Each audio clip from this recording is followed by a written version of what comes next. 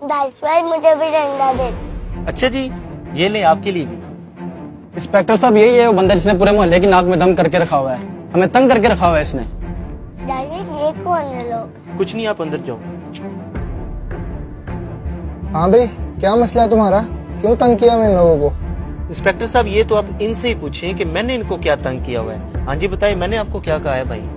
बताता हूँ मैं तुम्हें। इंस्पेक्टर साहब, एक तो ये पूरे मोहल्ले में बिद्दत फैला रही है, देखे लाइटें लगाई हैं, झंडियां लगाई हुई हैं, और दूसरा ये हमारे खिलाफ शेर पड़ता है, इसको जरा पूछें। ये लाइटें और झंडियां तो ठीक है, और मौलवी कौन सा शेर पढ़ते हैं उनके खिलाफ? तुम क्या इंतशार फैलाया हुआ तुमने?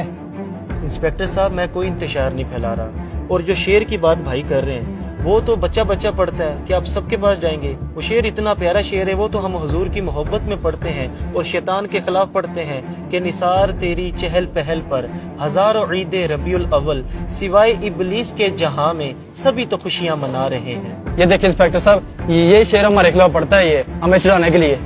हाँ भाई, इस शेर में ऐसा क्या है जो तुम चिढ़ रहे हो? इंस्पेक्टर साहब आपने नहीं देखा, ये हमें इब्लीस कहने की कोशिश कर रहा है। भैया मैं आपको पुलिस किधर कह रहा हूँ, मैं तो ये शैतान के खिलाफ शेर पढ़ता हूँ। आप अपने ऊपर ये क्यों ले रहे हैं? क्या आपको हुजूर की आमद की खुशी नहीं है? और बस करो, ये आमद की खुशी नहीं है। हुजूर का इंतकाल 12 रबीउल अव्वल को हुआ था, तो हमें खुशी मनानी चाहिए या गम? इंस्पेक्टर साहब एक तो इस बंदे की भी समझ नहीं लगती। हमारे खानदान में जब कोई फोत हो जाता है, हम 10वां करवाएं या 40वां करवाएं, ये तब भी हमें तंग करता है कि इस्लाम में तो सोग 3 दिन का होता है, आप लोग ये 10वां 40वां क्यों करवा रहे हो? हालांकि हम ये 10वां 40वां सोग के लिए नहीं करते, हम तो मैयत के साले स्वाब के लिए करते हैं, लेकिन बकौल इन जनाब के कि आप लोग गम मना रहे हैं। अब इसी में सवाल करता हूँ कि जब हुजूर की बारी आई है तब इसे गम क्यों याद आ गया? हुजूर को तो दुनिया से पर्दा किए सदियां गुजर गई है, अब कौन सा गम मना रहे हो? अब तुम्हारा वो फतवा किधर गया? अच्छा तो ये बताओ, ये जो झंडियां लगाई हुई हैं, लाइटें लगाई हुई हैं, ये इतना पैसा इस पे जाया किया, किसी गरीब की मदद नहीं कर सकते थे? अच्छा तो इससे भी मसला है आपको? ये बताएं आपके पास मोबाइल कौन सा है? मेरे पास iPhone 14 है। क्यों? देखिए इंस्पेक्टर साहब, 3.5 लाख वाला मोबाइल है इनके पास, 50,000 वाला भी तो आप मोबाइल ले सकते थे, बाकी पैसे किसी गरीब को दे देते, तब गरीब नहीं याद आया आपको? और दूसरा इंस्पेक्टर साहब, इसने अपने बेटे की शादी की है, 50 लाख रुपए इसने खर्चा किया है, कम पैसों में भी तो ये शादी कर सकता था, तब गरीब नहीं याद है इसे?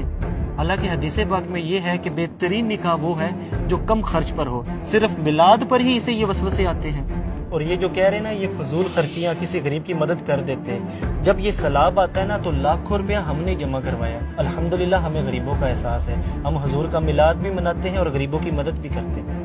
भाई मेरे, मुझे इसकी कोई बात नहीं गलत लगी।